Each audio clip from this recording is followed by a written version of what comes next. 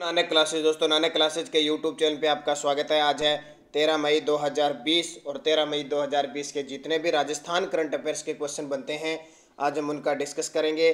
पूरा वीडियो ध्यान से देखना और लास्ट में मैं आपसे क्वेश्चन पूछूंगा जिसका जवाब आपको कमेंट बॉक्स में देना है। दोस्तों वीडियो अच्छा लगे तो लाइक करना और शेयर करना अपने दोस्तों में। अगर आप चैनल पर नए हैं तो इसको सब्सक्राइब कर लेना और सब्सक्राइब करने के बाद इसके पास लगे बेल आइकन के घंटे को जरूर दबाना है। पीडीएफ इसकी आपको नानक क्लासेस ग्रुप टेलीग्राम पे प्राप्त हो जाती है। तो स्टार्ट करते हैं आज के मोस्ट इंपॉर्टेंट क्वेश्चन। और पहला इंपॉर्टेंट क्वेश्चन, 12 मई को राजस्थान के किस शहर का स्थापना दिवस मनाया जाता है? 12 मई को, तो 12 मई को मनाया जाता है जोधपुर जो शहर है उसका स्थापना दिवस मनाया जाता है। मुख्य तथ्य, तो 12 मई 1459 को राव जोधा के द्वारा करणी माता के आशीर्वाद से जोधपुर शहर बसाया गया और जोधपुर शहर में ही मेहरानगढ़ दुर्ग का निर्माण करवाया गया। तो इम्पोर्टेंट आपके लिए, अब जोधपुर में आपको पता है यानी मारवाड़ क्षेत्र के नाम से प्रसिद्ध है और मारवाड़ी बोली जाती है और राठौड़ और गुर्जर प्रतिहार वंश का यहाँ पे राज था। तो इम्पोर्टेंट, राव जोधा और इस मारवाड़ पर राठौड़ वंश की स्थापना की थी 1240 ईस्वी में राव सिहा के द्वारा स्थापना की जाती है। तो बाकी हिस्ट्री की बातें हैं, मैंने आपको बता दी 12 मई 1459।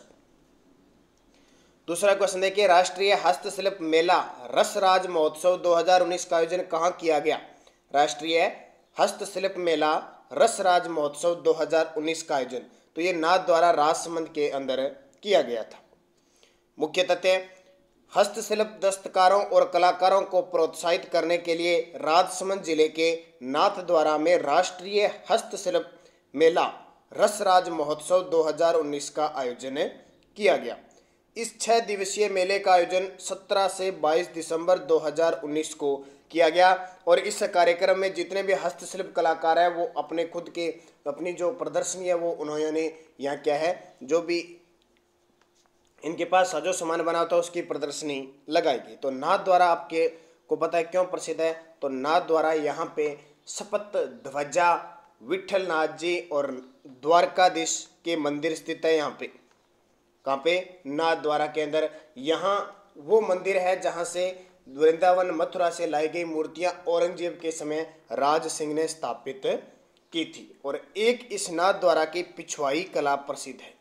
पिछवाई कला समझते हो, श्री कृष्ण के जो मूर्ति होती है उसके पर्दे के पीछे या कपड़े पर श्री कृष्ण का चित्रांकन करना, वो पिछवाई कला होती है। वो कहाँ की प्रसिद्ध है? नाथ द्वारा की प्रसिद्ध है। अब मुझे जल्दी से कमेंट करके बता दो राजसमंद जिले की आकृति किस प्रकार की है? राजसमंद जिले की आकृति जल्दी से कमेंट करके बताओगे। तीसरा क्वेश्चन देखिए, राजस्थान सौर ऊर्जा नीति 2019 के तहत वर्ष 2024-25 तक कितने मेगावाट सौर बिजली उत्पन्न करने का लक्ष्य रखा गया है? राजस्थान सौर ऊर्जा नीति 2019 के तहत कब तक? 2024-25 तक। तो ये 30,000 मेगावाट बिजली उत्पन्न करने का राज्य सरकार ने लक्ष्य रखा है। मुख्य तथ्य देखें तो राजस्थान सौर ऊर्जा नीति और राजस्थान पवन व हाइब्रिड ऊर्जा नीति 2019 के अनुसार, यानी सौर ऊर्जा, पवन ऊर्जा और हाइब्रिड सारों की नीति जारी की है। उसमें 2024-25 तक सौर ऊर्जा में तो 30,000 मेगावाट और पवन ऊर्जा उत्पादन में 4,000 मेगावाट बिजली उत्पादन करने का लक्ष्य रखा गया है। आपको पता होना चाहिए राजस्थान का सौर ऊर्जा उत्पादन में प्रथम स्थान है। सौर ऊर्जा उत्पादन में कौन सा? प्रथम स्थान है। और पवन ऊर्जा उत्पादन में देश में चौथा स्थान है। दोनों ही इंपॉर्टेंट है। और राजस्थान में जो गैर ऊर्जा परंपरागत स्रोतों का काम करती है वो है अक्षय ऊर्जा निगम। कौन सी? अक्षय ऊर्जा निगम के तहत गैर परंपरागत ऊर्जा स्रोत जितने भी है काम करती है। और आपको पता होना चाहिए जब नाम आया है सौर ऊर्जा तो सबसे ज्यादा सौर ऊर्जा यानी सौर ऊर्जा की संभावना, सौर बिजली उत्पन्न करने की संभावना हमारे राजस्थान में जोधपुर जिले में है जिसको सन सिटी कहा जाता है। और सीज की स्थापना की गई है सोलर एनर्जी इंटरप्राइजेज जोन। ठीक है, कितने? 3 जिलों में, जैसलमेर, जोधपुर और बाड़मेर के अंदर। तीनों जिले याद रखने हैं आपको, बहुत इंपॉर्टेंट है। और हमारे राजस्थान के मथानिया जोधपुर में राजस्थान की पहली सौर ऊर्जा परियोजना जर्मनी और विश्व बैंक के सहयोग से स्थापित की गई है। चौथा क्वेश्चन देखिए, देश के किस राज्य को बेस्ट वेंडिंग डेस्टिनेशन अवार्ड 2019 से सम्मानित किया गया? तो यहाँ पे ऑप्शन है तो राजस्थान है, ध्यान रखना ऑप्शन नहीं मिले इसमें। यहाँ पे देश के किस राज्य को बेस्ट वेंडिंग डेस्टिनेशन अवार्ड 2019 से सम्मानित किया गया? तो राजस्थान राज्य को सम्मानित किया गया। तो राजस्थान देश विदेश में शादी विवाह समारोह के आयोजन के लिए सबसे पसंदीदा डेस्टिनेशन बनकर उभरा है। नई दिल्ली में आयोजित पर्यटन के प्रतिष्ठित ट्रेवल और लेजर सम्मान समारोह में राजस्थान को बेस्ट वेंडिंग डेस्टिनेशन अवार्ड से सम्मानित किया गया। तो ये भी इंपॉर्टेंट है और ये भी नवंबर दिसंबर में सम्मानित किया गया। तो ताज़ा क्वेश्चन आपके लिए। मैंने क्वेश्चन पूछा था राजसमंद जिले की आकृति, तो ध्यान रखना राजसमंद जिले की आकृति कौन सी है? तिलक के समान इसकी आकृति है। पांचवा क्वेश्चन देखिए, राजस्थान के भाला फेंक एथलीट सुंदर सिंह गुर्जर ने विश्व पैरा एथलीट चैंपियनशिप 2019 में कौन सा पदक जीता है? विश्व पैरा एथलीट चैंपियनशिप में तो ध्यान रखना स्वर्ण पदक जीता है। और मैंने अब आपके लिए स्पेशल खेल परिदृश्य का वीडियो शुरू भी कर दिया है, आपने देखे होंगे 2 वीडियो में डाल चुका हूं और आज आपको तीसरा वीडियो मिल जाएगा, स्पेशल खेल परिदृश्य 2019-20। तो राजस्थान के भाला फेंक एथलीट सुंदर सिंह गुर्जर ने दुबई में आयोजित विश्व पैरा एथलीट चैंपियनशिप 2019 में भारत के लिए स्वर्ण पदक जीता। सुंदर सिंह ने सर्वश्रेष्ठ प्रदर्शन करते हुए 61.22 मीटर दूर भाला फेंककर तालिका में शीर्ष स्थान प्राप्त किया।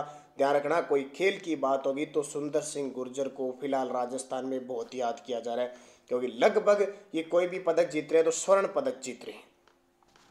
सुंदर सिंह ने 2017 लंदन में वर्ल्ड पैरा एथलीट में स्वर्ण पदक प्राप्त किया था और टोक्यो ओलंपिक के लिए यानी पैरा ओलंपिक के लिए इन्होंने कोटा हासिल भी कर ली।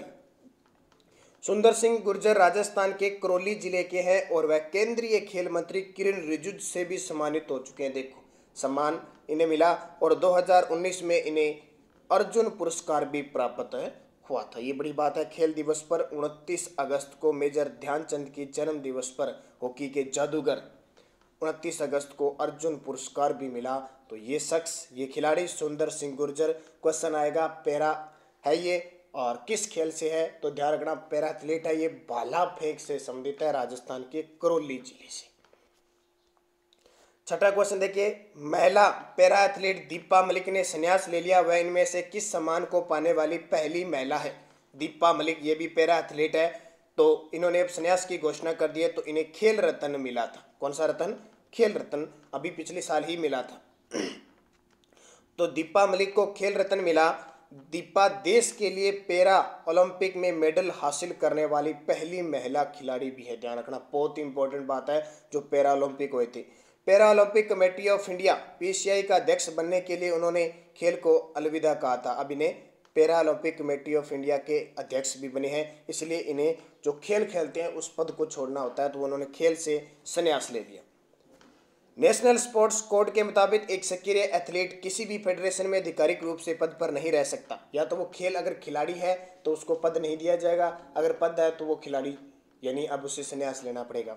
इस नियम का हवाला देते हुए मलिक ने संन्यास लिया है।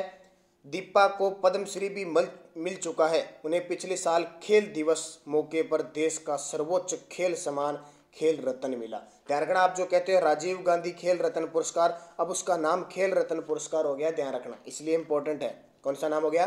खेल रत्न। जो हम कहते हैं राजीव गांधी खेल रत्न पुरस्कार, तो उसका नाम बदलकर खेल रत्न कर दिया है। तो दीपा मलिक को और बजरंग पुनिया को पिछली साल खेल रत्न पुरस्कार दिया गया था। यह आपके लिए इंपॉर्टेंट है।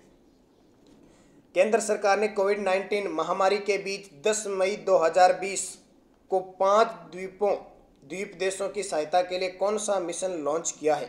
जो द्वीप है आसपास के 5 द्वीप देश हैं छोटे छोटे, उनके लिए, तो उनके लिए किया मिशन सागर। कौन सा? मिशन सागर। मुख्य तथ्य, केंद्र सरकार ने मिशन सागर लॉन्च किया है। इस मिशन का उद्देश्य मालदीव, मेडागास्कर, मॉरिशस, सेशेल्स और कोमोरोस देशों को खाद्य पदार्थों और कोविड-19 के लिए जरूरी आयुर्वेदिक दवाओं और हाइड्रोक्सी क्लोरोक्विन टेबलेट की आपूर्ति करना है। किस मिशन के तहत? मिशन सागर के तहत। हिंद महासागर में भारत के सागर विजन के साथ मिशन सागर को घनिष्ठता के तहत तैनात किया गया है। क्या है ये सागर विजन? तो इंडिया ने 2005 में हिंद महासागर में एक विजन की शुरुआत की जिसे सागर कहते हैं।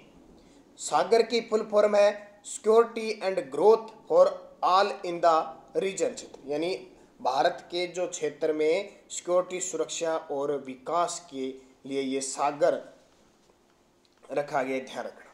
फुल फॉर्म पता लग गया आपको। 8 नंबर क्वेश्चन देखिए, किस देश ने रविंद्रनाथ टैगोर की 159वीं वर्षगांठ के उपलक्ष्य में तेल अवीव की सड़क का नाम बदलकर टैगोर स्ट्रीट रख दिया? किस देश ने? तो इजराइल देश ने क्या रखा है? तेल अवीव की जो सड़क है उसका नाम बदलकर टैगोर स्ट्रीट, और किसकी? रविंद्रनाथ टैगोर की 159वीं वर्षगांठ के उपलक्ष्य में। मुख्य तथ्य, इजराइल ने 8 मई को 159वीं जयंती पूरी करने वाले प्रसिद्ध भारतीय कवि रविंद्रनाथ टैगोर को श्रद्धांजलि देने के लिए तेल अवीव की एक सड़क का नाम उनके नाम पर रखने का फैसला किया। इजराइल ने रविंद्रनाथ टैगोर की जयंती के अवसर पर इस सड़क को टैगोर स्ट्रीट का नाम दिया। टैगोर, जिन्होंने अपनी कविताएं, उपन्यास, कहानियां और नाटक बंगाली में लिखे थे और वे 1913 में साहित्य में प्रतिष्ठित नोबेल पुरस्कार जीतने वाले एकमात्र भारतीय कवि थे। और जब भी पुरस्कारों की बात आती है तो रविंद्रनाथ टैगोर से क्वेश्चन पक्का आता है, क्योंकि हमारे देश में सबसे पहले नोबेल पुरस्कार प्राप्त करने वाले व्यक्ति कौन थे? रविंद्रनाथ टैगोर थे। 1913 में दिया, और किस क्षेत्र में दिया? साहित्य के क्षेत्र में। बहुत बार क्वेश्चन आता है कि भारत को नोबेल का पुरस्कार किस क्षेत्र में सबसे पहले दिया? साहित्य के क्षेत्र में। कब दिया? 1913 में। किसे? रविंद्रनाथ टैगोर। इजराइल ने किया, तो इजराइल की राजधानी यरूशलेम, इजराइल के प्रधानमंत्री है बेंजामिन नेतन्याहू और इजराइल की मुद्रा है इजराइल शेकेल।